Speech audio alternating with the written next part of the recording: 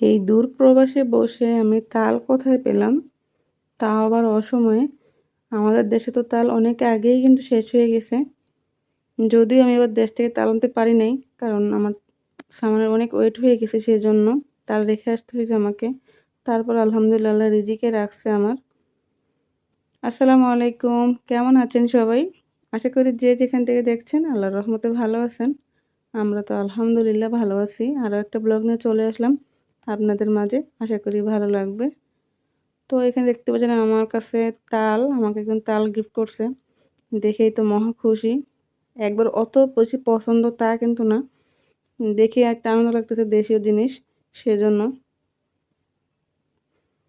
তেমন আগে ক্লিন করে নিচ্ছি, খোসাগুলো ছাড়িয়ে মানে নিয়ে নিচ্ছি আরকি।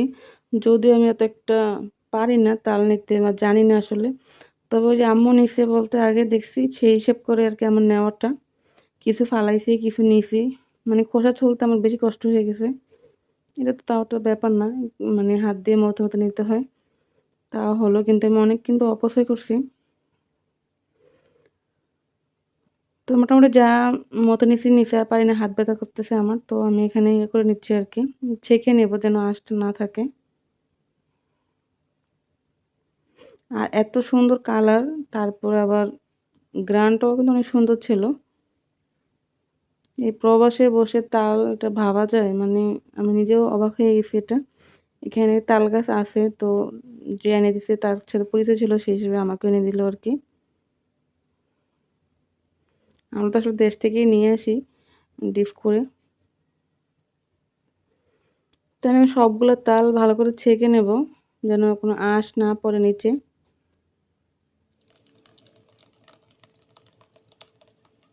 আর একদম ঘন হয়েছে তালটা নেওয়াটা।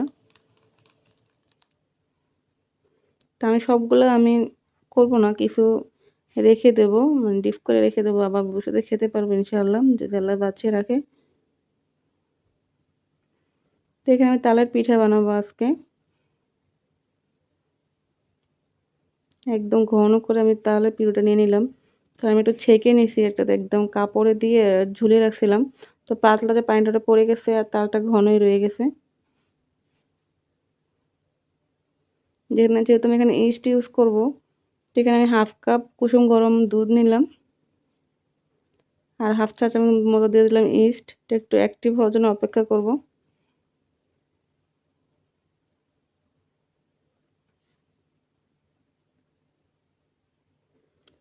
এটা সাইড করে এটা রেখে দেবো। এখন আমি তালের মিশ্রণটা আমি রেডি করব। পিঠার ডো মিশ্রণটা আরকি।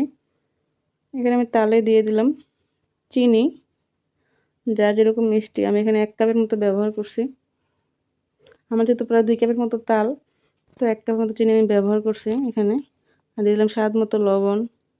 তারপর 2 টেবিল চামচ মতো গুঁড়া দুধ। এটাকে ভালো করে একটু মিক্স করে নেব যেন চিনিটা গলে যায় ভালো করে।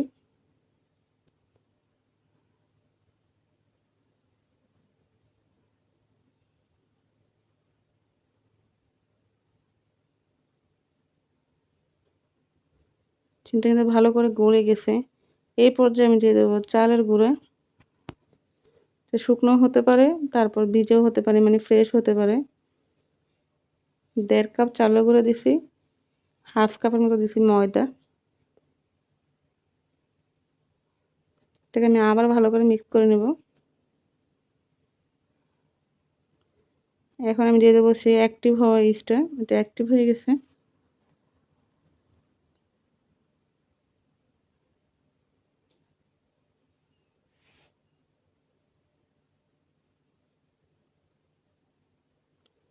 এটা আমি ভালো করে মিক্স করে নিলাম।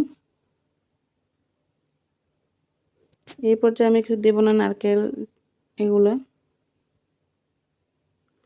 এটাকে আমি ঢেকে 1 ঘন্টার জন্য রেখে দেবো, এখন রেস্টে রেখে দেবো আর কি।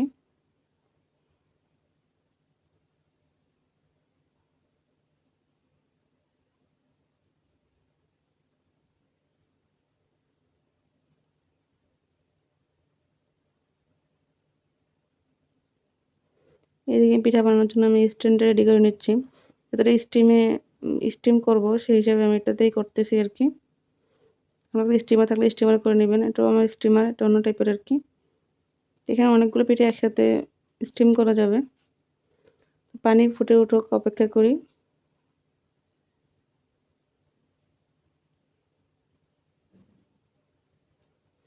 এখানে পিঠার ব্যাটারটা কিন্তু আমার অ্যাক্টিভ হয়ে গেছে, একদম ফুলে উঠছে।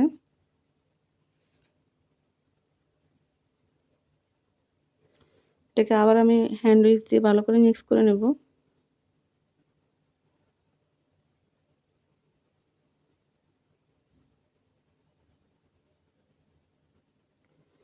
এই পর্যায়ে দিলাম আমি 2 ধরনের নারকেল কোরানো, একটাতে নারকেল কুড়িয়ে দিলাম, আবার একটু কুটি মানে ছোট করে কেটে দিলাম আর কি নারকেল, যেন ভালো লাগে খেতে বা কামড়ে পড়ে এরকম আর কি।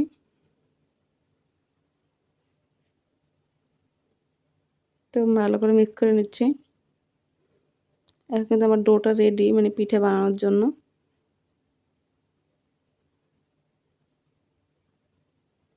দেখতে অনেকটা লোভনীয় লাগতেছে। যেগুলো আমি স্টিম করবো, কটা মানে মোল্ড নিয়ে নিলাম আমি ছোটো ছোটো করে। এগুলো তেল ব্রাশ করে নেবো এগুলোতে, যেন ইজিলি উঠে আসে।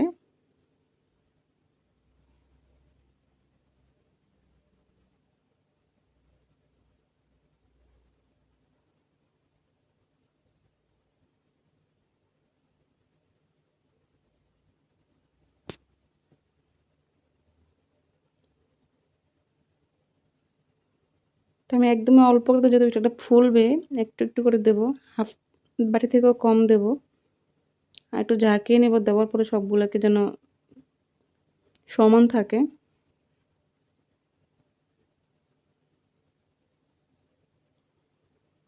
আর উপরে দেবো কিছু নারকেল কোরানো, দেখা সৌন্দর্যের জন্য আর কি, না দিলেও চলে। তো পিঠাগুলো এখন আমি স্টিম করে নেবো, যেহেতু পানিটা অনেক ফুটে উঠছে, ভালো মতো ভাপ চলে আসছে।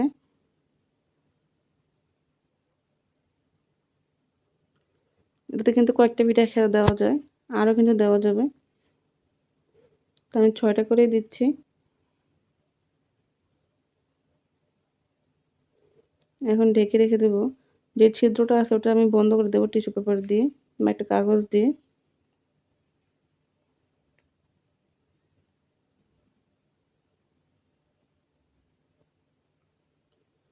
পাঁচ 7 মিনিট পরে আমি তুলে নিলাম।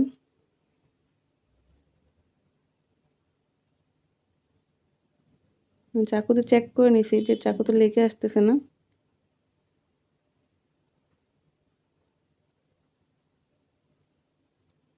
তো সবগুলো পিঠা কিন্তু গরম গরম তো একটু ভেঙে যাচ্ছে, মানে একটু ওয়েট করলে ভালো হতো। ঠান্ডা ঠান্ডা করে একটু করলে ভালো হতো। গরম গরম করলে দেখা যাচ্ছে যে খুলে আসতেছে, কিছু ভেঙেও গেছে। যাই হোক, ব্যাপার না। তো এভাবে করে আমি সবগুলো পিঠা কিন্তু বানিয়ে নিছি। তো কেমন লাগলো আপনাদের কাছে অবশ্যই লাইক করবেন, কমেন্ট করে জানাবেন, আর সাবস্ক্রাইব করে পাশে থাকবেন। তো আজকের মতো এই পর্যন্ত, সবাই ভালো থাকবেন। আসসালামু আলাইকুম, আল্লাহ হাফেজ। আর পিঠাটা কিন্তু বানিয়ে বানিয়ে দেখবেন, আসলেই মজা ছিল।